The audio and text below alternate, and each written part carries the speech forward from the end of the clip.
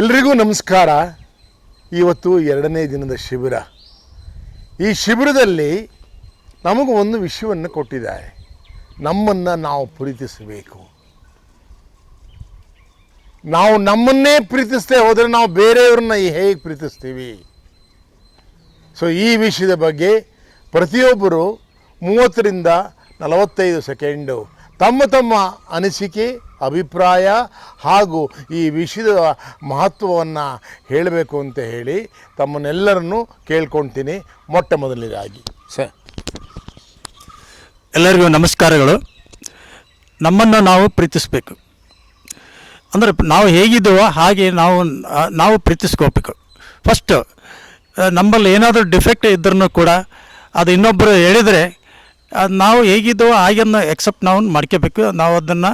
ನಾವು ಹೇಗಿದ್ದೋ ಫಸ್ಟು ನಮ್ಮನ್ನು ನಾವು ಪ್ರೀತಿಸ್ಕೊಳ್ಳೋಕ್ಕೆ ಕಲಿಬೇಕು. ನಮ್ಮನ್ನು ನಾವು ಪ್ರೀತಿಸ್ಕೊಂಡ್ರೆ ನಾವು ಇನ್ನೊಬ್ಬರನ್ನು ಪ್ರೀತಿಸಲಿಕ್ಕೆ ಅವಕಾಶ ಆಗುತ್ತೆ ಅಂತ 2 ಮಾತು ಹೇಳ್ತಾ ನಾನು 2 ಮಾತು ಮುಗಿಸ್ತೀನಿ. ನಮಸ್ಕಾರ. ನಮ್ಮನ್ನು ನಾವು ಪ್ರೀತಿಸ್ಕೊಳ್ಳೋದು ಏನಪ್ಪ ಅಂತಂದರೆ, ನಾವು ಬೆಳಿಗ್ಗೆ ಎದ್ದೋಳ ತಕ್ಷಣವೇ ನಾವು ಇವತ್ತು ಎದ್ದಿದ್ದೀವಲ್ಲ ಅಂತೇಳಿ ನಾವು ನಮ್ಮನ್ನು ನಾವು ಪ್ರೀತಿಸ್ಕೊಳ್ಬೇಕು. ಹಾಗೆ ನಾವು ಡ್ರೆಸ್ ಹಾಕಿಕೊಳ್ಳುವುದನ್ನು ನಾವು ಪ್ರೀತಿಸ್ಕೊಳ್ಬೇಕಾಗುತ್ತದೆ. ನಾವು ಬರೆಯುವುದನ್ನು ಪ್ರೀತಿಸ್ಕೊಳ್ಬೇಕಾಗುತ್ತದೆ. ನಾವು ಓದುವುದನ್ನು ಪ್ರೀತಿಸ್ಕೊಳ್ಬೇಕಾಗುತ್ತದೆ. ನಮ್ಮ ವೃತ್ತಿಯನ್ನು ಕೂಡ ನಾವು ಪ್ರೀತಿಸ್ಕೊಳ್ಬೇಕಾಗ್ತದೆ. ನಾವು ನಿದ್ದೆ ಮಾಡುವುದನ್ನು ಕೂಡ ನಾವು ಪ್ರೀತಿಸ್ಕೊಳ್ಬೇಕಾಗ್ತದೆ ಅಂತ ಹೇಳಕ್ಕೆ ಇಷ್ಟಪಡ್ತೀನಿ. ಸ್ನೇಹಿತರೆ, ಸ್ವಯಂ ಪ್ರೀತಿ, ಸ್ವಯಂ ವ್ಯಕ್ತಿತ್ವವನ್ನು, ನಮ್ಮ ವ್ಯಕ್ತಿತ್ವವನ್ನು ನಾವು ಪ್ರೀತಿಯಿಂದ ಕಂಡಾಗ ಬೇರೆಯವರು ನಮ್ಮನ್ನು ಪ್ರೀತಿಸ್ತಾರೆ.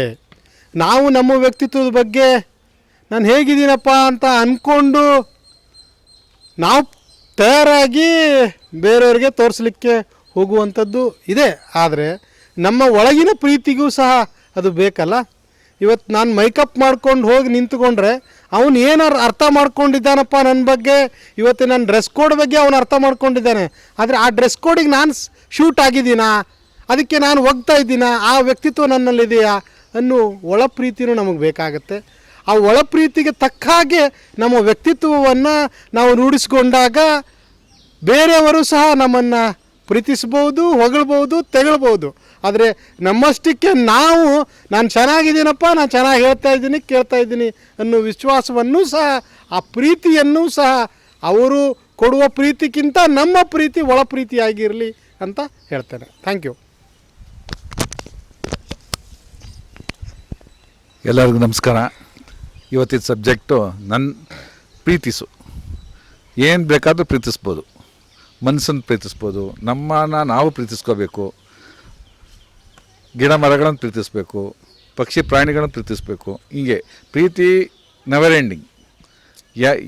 ಎಲ್ಲದರಲ್ಲೂ ಪ್ರೀತಿ ನೋಡ್ತಾ ಇದ್ದರೆ ನಾವು ಲವಲವಿಕೆಯಿಂದ ಇರ್ತೀವಿ. ಯಾವುದು ನೆಗೆಟಿವ್ ಥಾಟ್ಸ್ ಬರಲ್ಲ. ಹಾಗೆ ಪ್ರೀತಿ ಇಲ್ಲದೇ ಇರೋದು ಜೀವನವೇ ಇಲ್ಲ ಅಂತ ನಾನು ಹೇಳೋಕ್ಕೆ ಇಷ್ಟಪಡ್ತೀನಿ. ಪ್ರತಿಯೊಬ್ಬರೂ ಪ್ರೀತಿಯಿಂದ ಇಲ್ಲೆಲ್ಲ ನಾವು ಸೇರಿದ್ದೀವಿ ಅಂದರೆ ಪ್ರೀತಿಯಿಂದನೇ ಅಂತ ಹೇಳೋಕ್ಕೆ ಇಷ್ಟಪಡ್ತೀನಿ. ನಮಸ್ತೆ.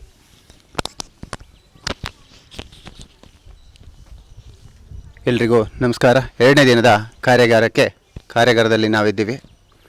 ಈ ಪ್ರೀತಿ ಅಂತ ಒಂದು ಕಾನ್ಸೆಪ್ಟ್ ಬಂದಾಗ ಪ್ರೀತಿನೇ ಒಂದು ಶಕ್ತಿ. ನಾವು ಪ್ರೀತಿ ಅಂತ ಬಂದಾಗ ಇನ್ನೊಬ್ಬರನ್ನ ಇಂಪ್ರೆಸ್ ಮಾಡೋಕ್ಕೆ, ಇನ್ನೊಬ್ಬರನ್ನ ಮನಸ್ಸಲ್ಲಿ ಏನಿದೆ ಅಂತ ತಿಳ್ಕೊಳಕ್ಕೆ, ಅವರು ಪ್ರೀತಿಯನ್ನು ಗಳಿಸ್ಲಿಕ್ಕೆ ಎಲ್ಲವನ್ನೂ ತಿಳ್ಕೊಳ್ತೀವಿ. ಅವ್ರಿಗೆ ಏನು ಕಷ್ಟ, ಏನು ಇಷ್ಟ, ಅವರ ನುಡಿ.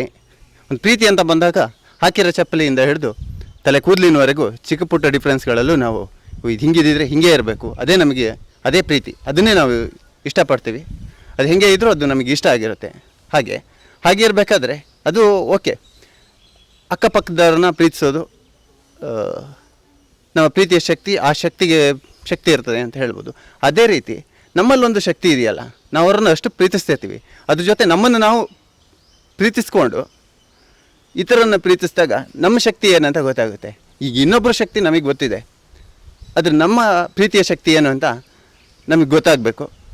ಅದನ್ನ ಅರ್ಥಕೊಂಡು ನಾವು ಮುನ್ನಡೆದಾಗ ನಿಜ ಜೀವನದಲ್ಲಿ ತುಂಬ ಸಂತೋಷವಾಗಿರ್ತೀವಿ. ಹಾಗೆ ಗೊಂದಲಗಳಿಗೆ, ಹಾಗೆ ಈ ಥರ ಗೊಂದಲಗಳಿಗೆಲ್ಲ ಅವಕಾಶ ಇರೋದಿಲ್ಲ ಅಂತ ಹೇಳಲಿಕ್ಕೆ ಇಷ್ಟಪಡ್ತೀನಿ. ಅವಕಾಶಕ್ಕಾಗಿ ಧನ್ಯವಾದ. ಆದಮೇಲೆ ಸೆಲ್ಫ್ ಲವ್,